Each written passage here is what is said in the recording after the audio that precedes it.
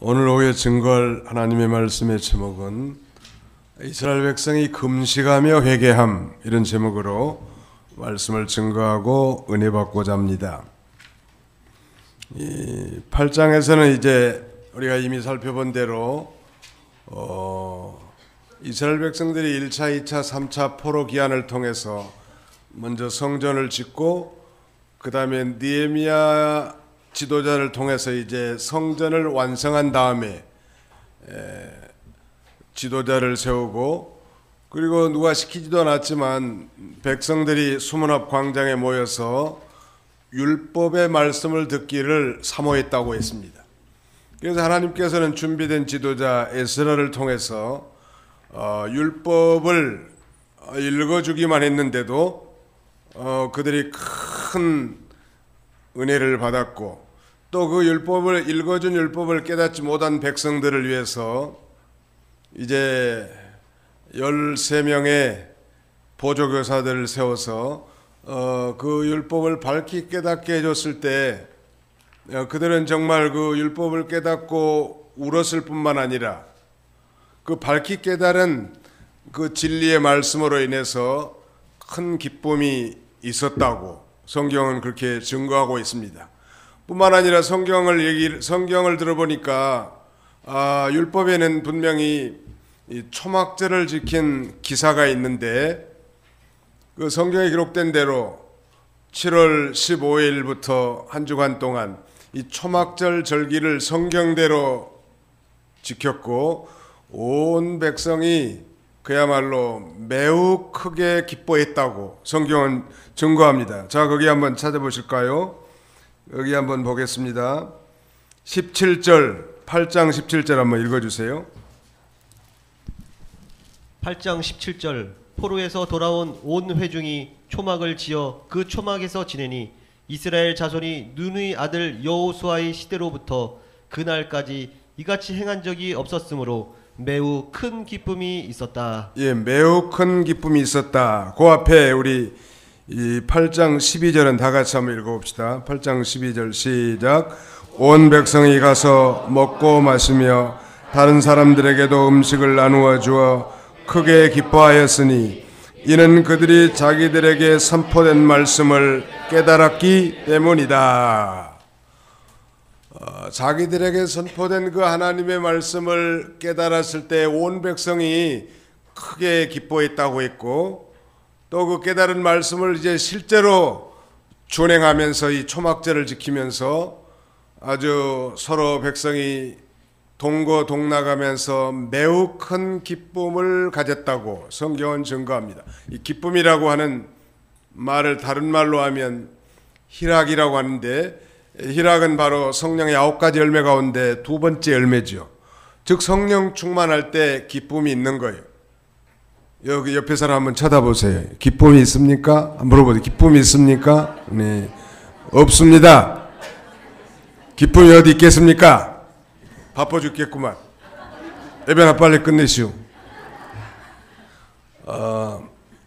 예수 믿고 정말 성령 받은 그리스도인들이 성령 충만할 때 이 기쁨이라는 게 있는 거예요. 이 기쁨은 이 세상적, 육체적, 정신적 그런 기쁨이 아니고 천례적인 하늘로부터 내려오는 신령한 기쁨, 영적인 기쁨이란 말. 모든 환경을 다 초월한 그런 기쁨이 넘친다고 한다면 그런 공동체야말로 얼마나 아름답겠습니까? 이 기쁨이 없다는 얘기는 내가 성령 충만한 삶을 살지 않고 있다는 반증이기도 하죠.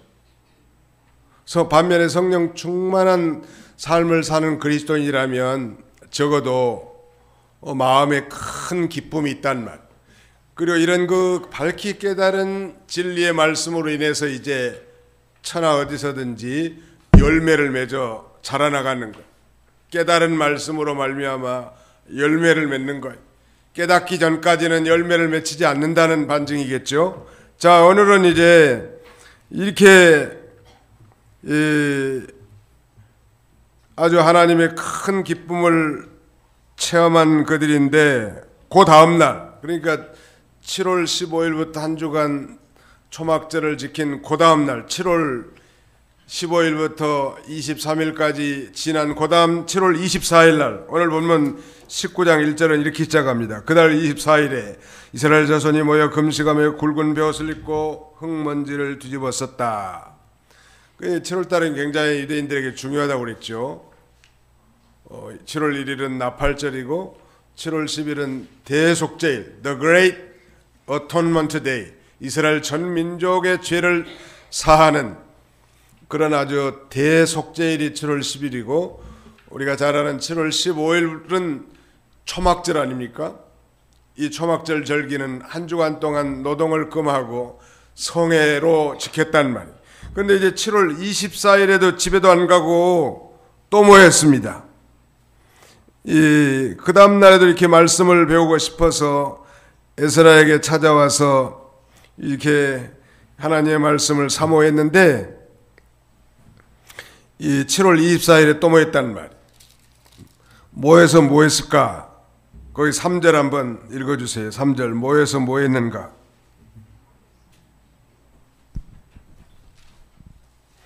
9장 3절 9장 3절 그날의 4분의 1 동안 그들은 제자리에 서서 여호와 그들의 하나님의 율법책을 읽고 또 4분의 1 동안 그들은 죄를 자백하며 여호와 그들의 하나님께 경배하였다. 예, 4분의 1이라는 게 도대체 뭔가? 4분의 1이라는 건 하루를 12시간으로 계산해서 낮을 4분의 1 낮이면 몇 시간이에요? 4, 32, 3시간이란 말이에요. 그러니까 3시간 동안은 여기서 보니까 하나님의 율법책을 읽고 또 나머지 3시간 동안은 죄를 자백하며 여호와 그들의 하나님을 경배하였다. 그러니까 3시간은 성경 읽고 3시간은 말하자면 기도하고 그런 거예요. 상당히 좀 길죠. 3시간은 성경 읽고 3시간은 하나님의 말씀을 붙들고 그 하나님 앞에 경배하면서 기도한 거예요. 대단한 거 아닙니까? 오늘 우리 신성희 청년도 기도했습니다만 우리 그리스도인의 이 삶에 있어서 은혜 받은 성도의 이 두 가지 삶은 결국 말씀과 기도의 삶인데 이건 말씀과 기도는 두 개의 수레바퀴와 같단 말이에요. 또 많은 이 경건한 신앙의 선배들이 그들의 이 경건한 삶의 두 축은 곧 하나님의 말씀과 기도예요. 늘 하나님의 말씀을 읽고 그대로 끝나는 게 아니라 그 들은 그 말씀을 붙들고 기도하는 거. 이번 주 한 주간 동안에 이제 계속 이 TV를 켜면 올림픽 소식이 많이 있을 텐데 오늘 받은 하나님의 말씀 우리 성도의 신앙 올림픽 이걸 한번 생각하면서 우리도 올림픽과 같은 그런 도장에 서 있는 자로서 어떻게 하면 신앙의 올림픽 경기에 금메달을 딸 수 있겠는가? 세 가지. 모든 무거운 짐을 다 벗어버리고 두 번째는 얽매이기 쉬운 죄를 벗어버리고 그 다음에는 예수님을 바라보고 인내로서 우리의 경기에 임한다는 말. 그 말씀을 꼭 기억했으면 좋을 것 같아요. 첫 번째는 뭘 벗어버려요? 모든 무거운 짐을 다 벗으란 말이에요. 무거운 짐을 나 홀로 지고 견디다 못해 쓰러질 때 예수님 앞에 나오면 우리를 불쌍히 여겨주시고 그 모든 무거운 짐을 다 벗겨주신단 말. 죄의 짐도 벗겨주시고 또 세상의 모든 염려거리들도 다 벗겨서 자유와 평화로운 인생을 살아가게 해주시는 거예요. 모든 무거운 짐을 다 예수님 앞에다 내려놓으시라.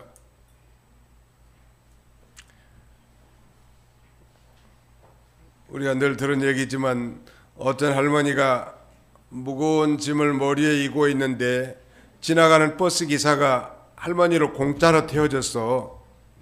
근데 할머니가 버스 안에 들어와서 그 짐을 내려놓지를 않는 거예요. 할머니, 그 무거운데 왜 머리에 인 그 짐을 내려놓지 않으십니까?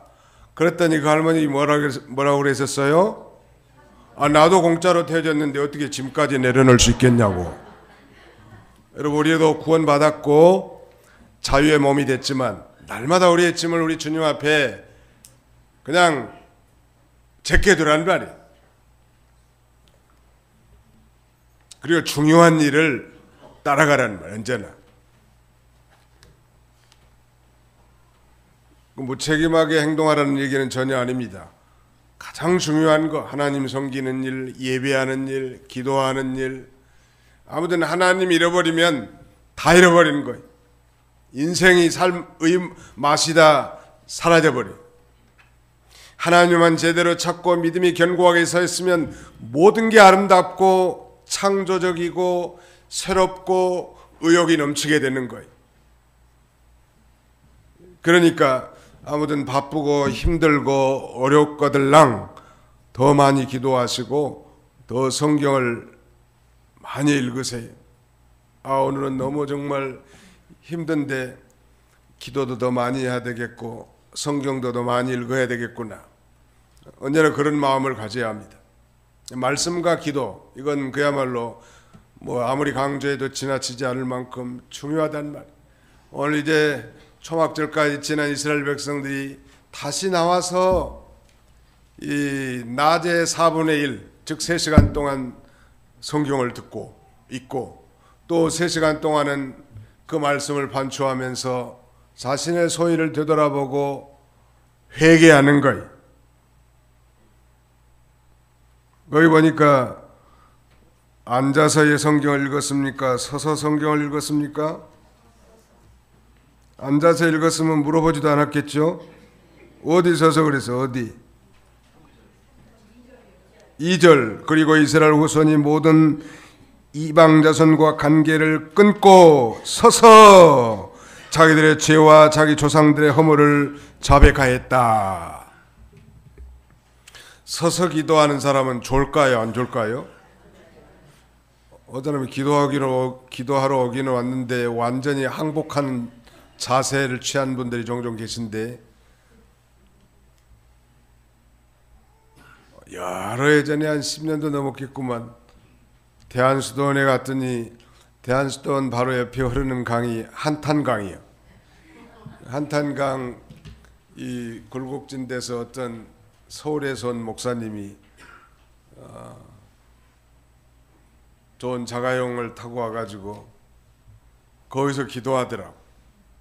나도 한탄강에 가가지고 그 돌 큰 바위 밑에 모래 위에다가 텐트를 쳐놓고 앉았는데, 이 양반은 이 한탄강 강바닥에 섰는데 강바닥도 이렇게 평지가 아니고 강이 깊은 데서 이렇게 경사지잖아요. 경사진데 거기 서가지고 얼마나 시끄럽게 기도하든지 내가 기도가 잘한데. 근데 그 기도의 내용은 아주 단순했습니다. 여호와만 부르더만, 여호와 증인은 아니지만 아무튼 여호와여라를 얼마나 크게 부르든지, 여호와여, 이 소리가 한탄강을 굽이굽이 흘러서 메아리채가 내 귀에 깃전을 때리니까 기도가 되겠어요, 안 되겠어요? 기도는 안 되지만 참 대단하더라고. 한 적어도 2-3시간을 여호와를 외친 것 같아. 야, 참 저 양반은 여호와 한마디 부르는 속에 모든 게 다 들어요. 자기 자식 문제, 교회 문제, 인생 문제, 건강 문제, 진로 문제, 모든 게 다 포함되는 거예요. 하나님은 우리가 무슨 말을 하지 않아도 아실까요, 모를까요? 다 아셔. 너무 입 아프게 그들 말 많이 하려고 생각하지 말라고. 다 아시니까. 벌써 기도하러 오시면 하나님이 너 그래서 왔구나 다 알고 계시다고. 뭐가 필요하느냐 하나님이 다 물어본다. 그럼 뭐라고 대답은 돼요? 대시오 한마디 하는 거예요. 뭐가 필요하느냐? 대시오. 하나님이 만족합니다. 그게 참 올바른 자세. 하나님 안에 모든 게 다 들었으니까. 오늘 여기 유대인들도 서서 3시간을 아마 부르짖은 것 같아. 회개하면서 기도하면서. 졸았을 것 같아요? 안 졸았을 것 같아요? 안 졸았을 것 같아. 서서 조는 사람이 세상에 어디가 있어. 거기 뭐 서서 졸면서 간 사람도 있긴 하다갑디다마는, 아무튼 그래도 깨어서 하나님 앞에 부르짖는 삶이 아주 중요하단 말. 서서 성경을 읽고 이 말씀을 배우는 시간, 또 기도하는 시간을 3시간씩 이렇게 동일하게 가졌고 많은 시간을 할애한 거예요. 그리고 특별히 그 기도하는 면을 유심히 들여다보면 여기 모든 이스라엘 후손이 모든 이방 자손과 관계를 끊고 그랬고요. 그 앞에는 이스라엘 자손이 모여 금식하며 굵은 베옷을 입고 흙먼지를 뒤집어 썼다. 이 말씀을 따라 초막절을 지킨 이후에도 귀가하지 않고 곧바로 금식하고 굵은 베옷을 입고 흙먼지를 뒤집어 쓰고 기도했다는 거예요. 그리고 이방 자손들과 타협했던 걸 회개하고 이방 혼인과 그 다음에는 우상을 용납한 일을 회개하면서 하나님 앞에 간절히 기도하는 거예요. 여기 3가지 의미가 있는데 금식의 목적이 뭔가 거기 한번 찾아보고 넘어갑시다. 이사야 58장 3절로 4절, 금식의 목적. 이사야 58장 3절로 4절 다 같이 한번 찾아서 읽어봅시다. 금식의 목적이 뭔가. 이사야 58장 3절로 4절 시작. 우리가 금식하나 어찌하여 주께서 보지 않으시며 우리가 마음을 괴롭게 하나 어찌하여 주께서 알아주지 않으십니까? 라고 한다. 보아라, 너희가 금식하는 날에 너희는 너희 자신들의 쾌락을 구하며 내 모든 일꾼들을 억압한다. 보아라, 너희가 금식하면서도 다투며 싸우고 악한 주먹으로 친다. 오늘날 너희가 하는 금식은 너희 목소리를 저 높은 곳에 들리게 하지 못할 것이다. 아이, 세상에 금식하면서 말이죠, 하나님이 자기 안 봐준다고 걱정하는 거예요. 어찌하여 주께서 보지 않으시며 우리가 마음을 괴롭게 하나 어찌하여 주께서 알아주지 않는가. 하나님이 기도하는 걸 다 보시고 아시고 들으시는데 이스라엘 백성들이 이 외식에 치우쳐가지고 형식적인 그런 금식을 하는 것 같아요. 뭘 보고 그렇게 할 수 있는가 하면 3절 하반절에 보아라, 너희가 금식하는 날에 너희는 너희 자신들의 쾌락을 구하며. 아니, 금식을 하면서 쾌락을 구한다. 어울리지 않죠? 또 내 모든 일꾼들을 억압한다. 아니, 자기 밑에 있는 종들을 좀 따뜻한 사랑으로 돌봐줄 줄 알아야 되겠는데 금식 기도하면서도 가장 가까운 이웃인 종들을 억압하고 말이죠, 다투고 싸우고 주먹으로 친단 말이에요. 이 말이나 됐냔 말. 아이러니한 것은 이슬람의 소위 라마단 기간 동안 이들은 해가 뜰 때부터 질 때까지 금식이거든요. 그런데 놀라운 일은 이 기간 동안에 가장 장사가 잘 된다는 거예요. 언제 퍼먹기 때문에? 잘 모르시네. 낮에는 안 먹고 이제 해가 진 다음부터 그때부터 엄청나게 먹어버리는 거예요. 그래 배가 뭐 아주 불룩 나오도록 임신한 5, 6개월 될 정도로 먹는 거예요.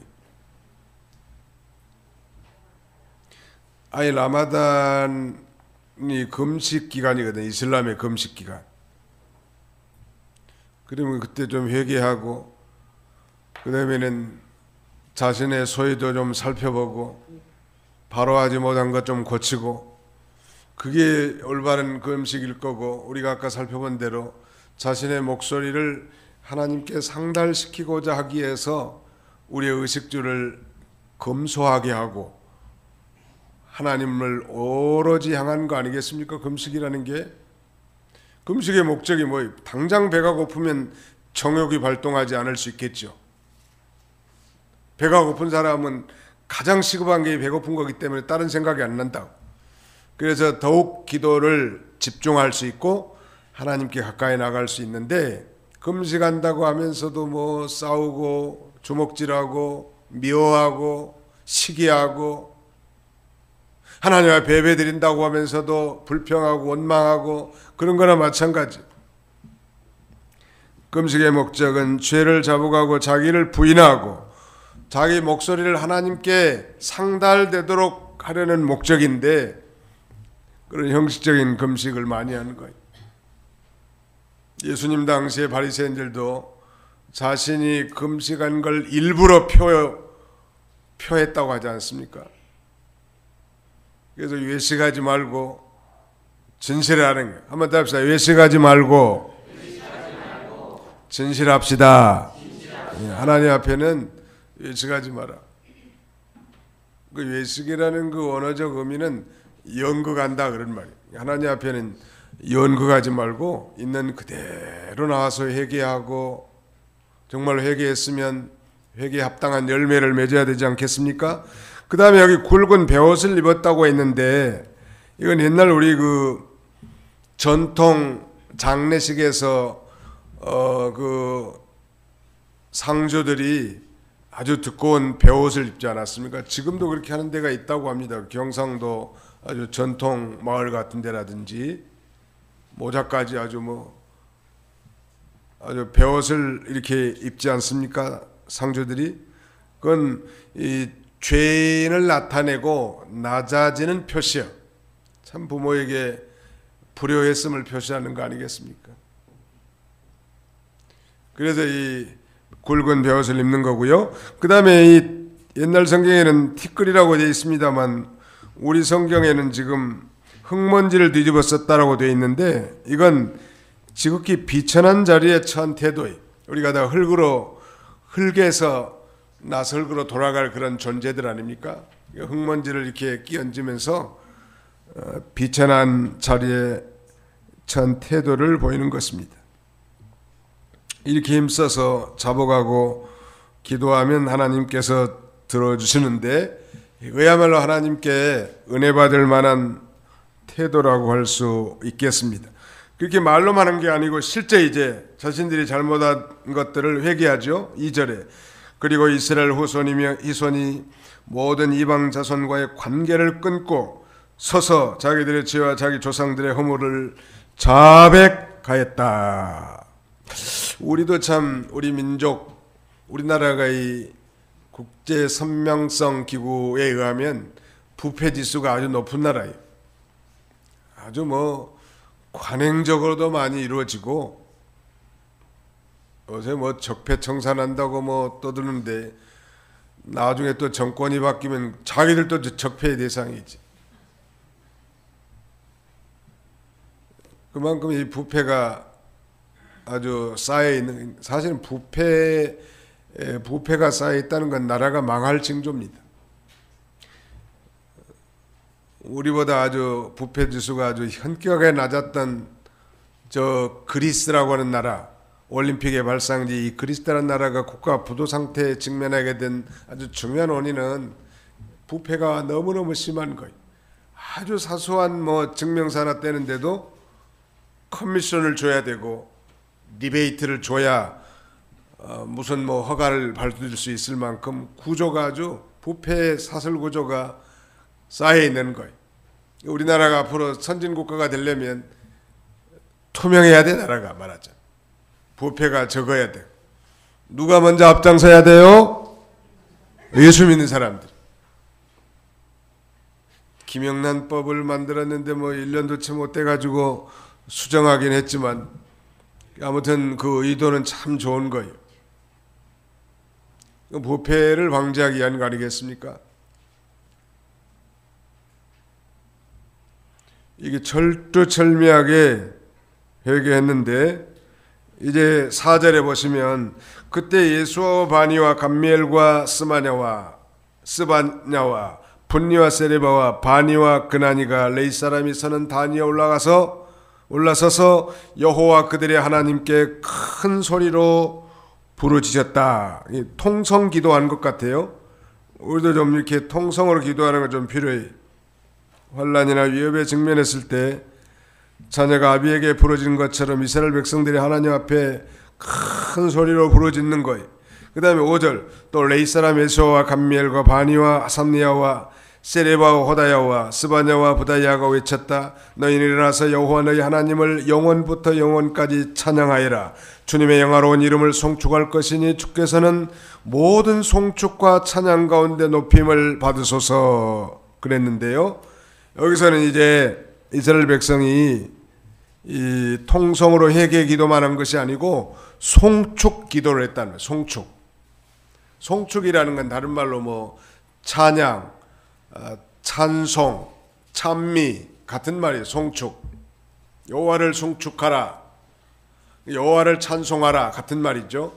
우리가 이 대표 기도하는 사람들은 특별히 뭐 잘못했다고만 하는 거 그것도 좋은 기도지만 그 하나님의 그 위대한 속성을 송축하고 하나님 앞에 함께 부르짖는 게 참 중요할 것 같아요.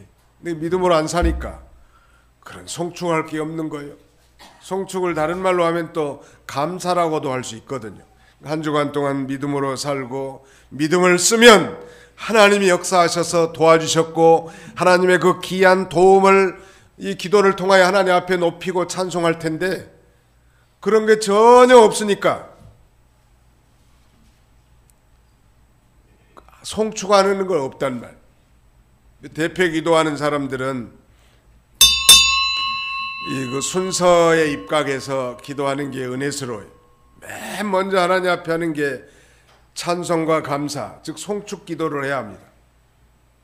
나 같은 죄인을 구원해 주신 그 하나님 앞에 찬송하고 감사하는 거죠. 그럼에도 불구하고 우리가 그렇게 하나님의 자녀답게 살지 못하는 걸 두 번째는 회개해야 되겠죠. 회개한 다음에 이제 그 말씀대로 살겠다고 결단하는 그런 간구의 기도가 있어야 될 것 같아요. 세 번째는, 그 다음에 네 번째는 자기뿐만 아니라 모든 회중들과 자녀들과 내 영향력이 미치는 많은 사람들을 위한 도고, 즉 다른 사람을 위한 그런 기도를 해야 되겠죠. 당연히. 근데 우리가 하나님 앞에 그 송축 기도를 좀 많이 하면 좋을 것 같아요. 여긴 지금 8명은 일어서서 통성으로 회개 기도하고 또 8명은 일어나서 하나님 앞에 송축하는 거예요. 이스라엘의 하나님, 그들 가운데 역사하신 그 놀라운 하나님 앞에 이제 찬송하면서 기도하는 거예요. 여기 이제 6절로 21절까지는 특별히 아브라함을 부르시고 언약을 맺으시고 성취하신 하나님, 또 저 이집트에서 종살이한 자기 백성들을 해방시키시고 이 기적을 베푸신 하나님, 시내산에서 이 친히 율법을 내리셔서 언약을 맺으신 그 하나님, 광야 노정을 가면서 하나님이 구름 기둥과 불 기둥으로 함께 해주시고 만나와 메추라기를 내려서 먹을 것과 입을 것을 주신 하나님, 그 하나님 앞에 감사하고 그런 은혜를 받았음에도 불구하고 그 은혜에 걸맞게 살지 못하고 이스라엘 백성들이 하나님 앞에 교만하고 목을 곧게 하고 하나님을 거역했던 것들을 회개하면서 기도하는 거예요.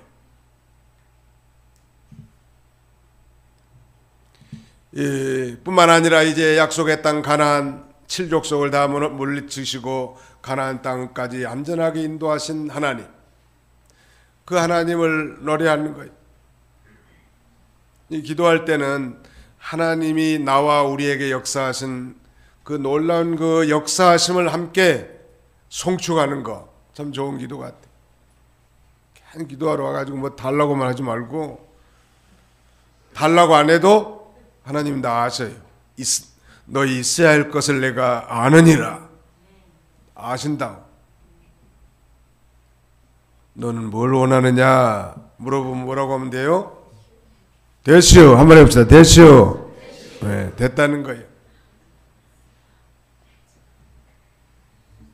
무엇 때문에 왔느냐? 그럼 뭐라고 대답하면 돼요? 그냥 아시오. 그러면 돼. 하나님 앞에. 하나님이 다 아시니까. 하나님이 지금까지 내 인생을 인도하신 모든 역사하심, 또 섭리하심, 인도하심, 이런 것들을 기억하면서 하나님을 의식하면서 하나님 앞에 기도하고 찬송하고 예배하고 말씀을 듣는 거예요. 전혀 그런 의식함이 없이 그저 무력한 인생을 산다는 건 불쌍한 인생 아니에요? 여기 지금 송축 기도를 합니다. 우리 하나님은 무엇이 부족해서 우리의 송축을 요구하는 것이 결코 아니고 우리를 지으신 목적이 친히 사람들과 교제하고 우리를 통해서 찬송을 받기 위함인 것입니다. 그러므로 우리가 하나님을 송축하고 찬송하는 것은 우리의 마땅한 일이라는 것, 또한 영광스러운 일이죠. 오늘 우리가 이 귀한 주일 예배에 참여했는데 말씀을 듣고 은혜 받는 것도 중요하지만 창조주시며 보호자이시고 또 우리의 인도자이신 그 하나님을 늘 찬송하는 거예요. 하나님이 나 같은 죄인을 구원해 주셨고 여기까지 인도하신 하나님, 이스라엘 백성들에게 만나를 내리시고 반석을 쳐서 생수를 주신 것처럼 오늘 진리와 영감으로 말미암은 신령한 양식을 주시고 생수를 주셔서 우리 영원히 살게 하신 하나님 앞에 만만 감사하는 거예요.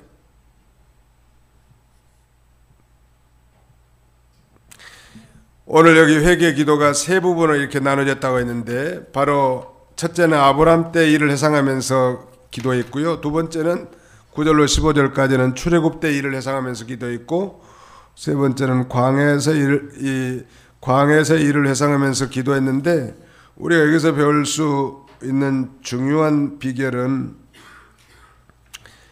이스라엘 역사를 통해서 우리는 교만하지 말고 불순종하지 말자는 거, 그걸 배우는 거예요.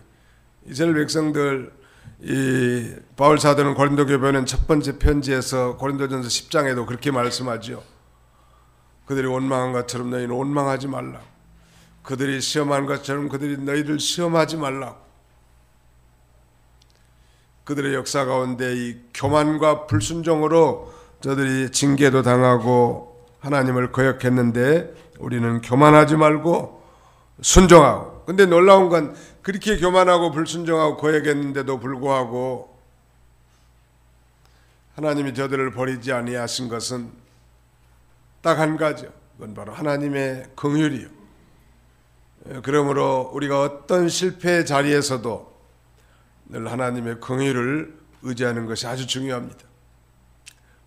겸손하고 잘 순종하면서 따라가는 것 참 중요한데 그렇지 못해서 실패했다 할지라도 긍휼이 풍성하신 그 하나님 앞에 날마다 그 긍휼을 의지하고 우리 광야 같은 이 믿음의 길을 잘 통과하는 저와 여러분들이 다 되시기를 주님의 이름으로 축원합니다. 기도합시다. 거룩하신 하나님 아버지, 성도의 신앙 올림픽이란 제목으로 오늘 우리가 하나님의 말씀을 들었사오나 혹시 금방 듣고 또 흘렸다 내려버리고 말씀과 상관없는 삶을 살까 심히 두렵사오니 우리가 세상 올림픽을 보면서도 우리가 이 구름대같이 많은 메달리스트들이 신령한 이 성도들이 하늘에서 우리를 보고 관람하고 응원하면서 우리의 신앙의 경주, 신앙의 올림픽을 잘 경기하도록 응원한다고 했사오니 모든 무거운 짐들 또 얽매기 쉬운 죄들을 다 벗어버리고 이 우리의 믿음의 창시자요 완성자이신 예수 그리스도를 바라보면서 그의 모범된 인내를 배워 끝까지 우리의 신앙의 경기를 잘 감당하는 저희 모두가 되게 하여 주시옵소서. 늘 우리가 말씀과 기도로 우리의 균형 잡힌 신앙생활을 할 수 있도록 도와주시되 늘 깨어서 하나님 말씀을 탐독하고 그 말씀을 붙들고 하나님 앞에 회개하면서 간절히 기도함으로 날마다 생명 있는 신앙으로 살아가는 저희들이 되게 해주시길 원합니다. 우리가 날마다 하나님을 거역하기를 잘하고 불순종하기를 잘하고 교만하기를 잘하는 어리석은 인생들입니다. 하나님 불쌍히 여겨주시고 그럼에도 불구하고 인애로우시고 자비로우시며 긍휼이 무한하신 하나님 앞에 진실로 회개하고 나와 주님을 수종들고 주의 말씀을 따라 살아가는 주의 긍휼을 의지하며 살아가는 저희들이 다 되게 하여 주시옵소서. 남은 주간도 주님이 함께 해주시고 대한민국에서 개최되는 이 평창 동계올림픽을 축복하시고 이 일을 통해서도 합력해서 선을 이루시는 하나님, 복음이 이 나라를 통해서 전파되게 해주시고 국격이 높아지고 나라의 부강함이 세계 만방에 알려져서 세계 만방에 흩어져 있는 모든 선교사들을 통하여 자부심을 가지고 더 힘있게 복음을 증거하는 계기가 되도록 우리 하나님의 은혜를 더하여 주시옵소서. 병든 자들, 어려움 당한 성도들을 특별히 아버지 권고해 주시고 그 가정들을 하나님이 이루어해 주셔서 어떤 환난 가운데서도 하나님이 이루어 넉넉하게 감당해 나갈 수 있도록 하나님 인도해 주시옵소서. 우리의 사업장과 직장 그리고 우리 모든 자녀손들의 앞길도 하나님이 축복하셔서 하나님이 영광을 받아 주옵소서.